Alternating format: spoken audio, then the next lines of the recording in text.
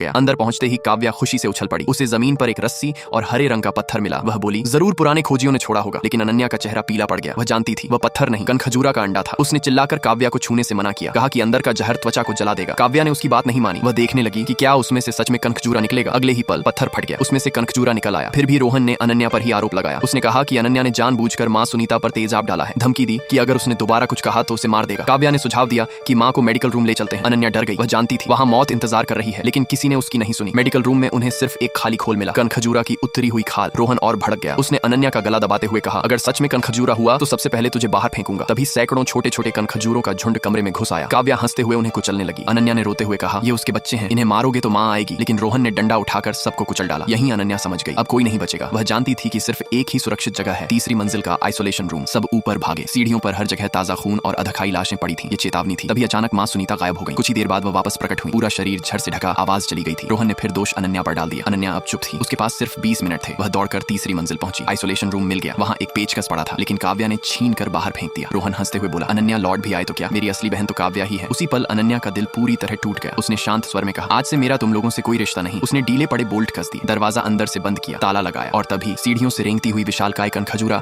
तीसरी मंजिल पर पहुंच गई। इस बार अनन्या सुरक्षित थी और बाहर किसी की चीख सुनाई नहीं दी।